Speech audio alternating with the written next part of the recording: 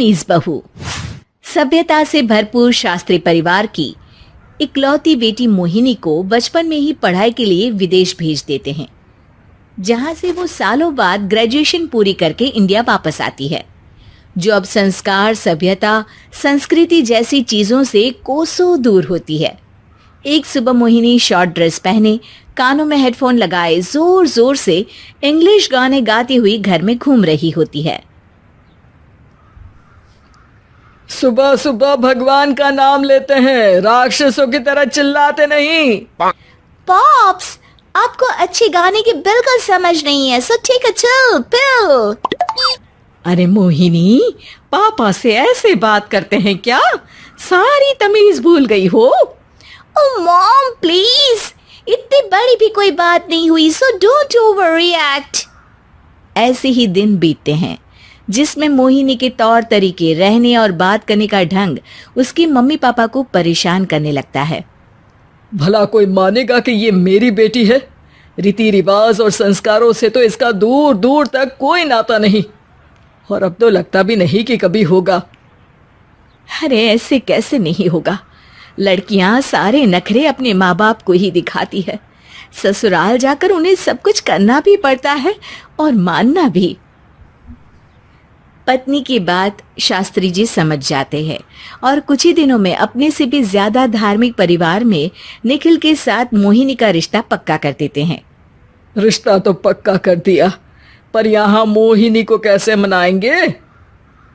शादी ब्याह के मामले में आटे में नमक जितना झूठ तो चलता है जी।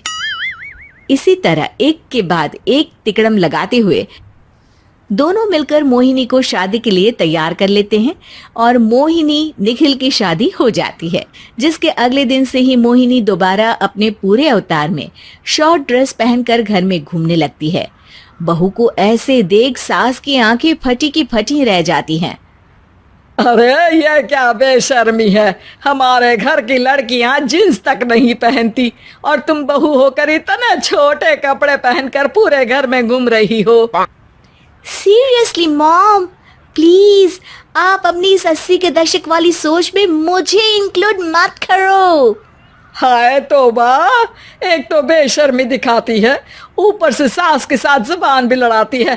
अरे जल्दी कपड़े बदल कर आ, घर की पहली आरती तुम्हें ही करनी है। इतनी देर में निखिल भी वहां आ जाता है।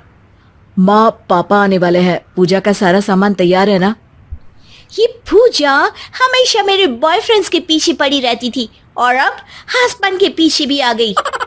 मोहिनी की बातें सुन सास तो अपना सिर पकड़ लेती है, लेकिन निखिल किसी न किसी तरह उसे पूजा के लिए कन्विंस करके कपड़े चेंज करने के लिए भेज देता है, जिस पर पूजा खत्म होने के बाद वो एक बार फिर अपनी शॉर्ट ड्रेस में आ जाती है।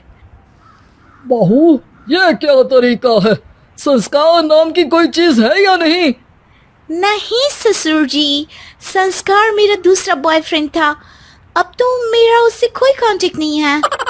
मोहिनी का जवाब सुन के ससुर तो भगवान नाम जपते वहां से चले जाते हैं, लेकिन सास बहू के बीच कहासुनी फिर शुरू हो जाती है, जिसे इग्नोर करते हुए मोहिनी घर से बाहर चली जाती है और देर रात घर वापस आती है। मोहिनी, मैं जानता हूँ कि तुम विदेश में रही हो और तुम्हें वहीं की आदत है, पर यहाँ चीजें कुछ अलग है। अगर तुम उस हिसाब से कुछ एडजस्ट कर लो तो सबके लिए सही हो जाएगा।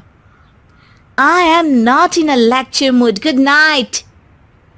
अगली सुबह मोहिनी देर से उठकर एक बार फिर उसी तरह सबके सामने आती है, जिस पर उसकी सास कुछ बोले उससे पहले ही मोहिनी की दोस्त मोनिका और रेचल वहां आ जाती हैं।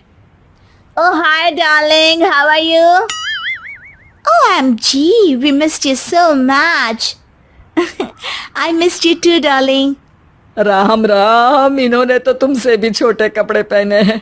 अरे तुम लोगों के अंदर कोई शर्म लिहाज बाकी भी है या सब बेच खाई?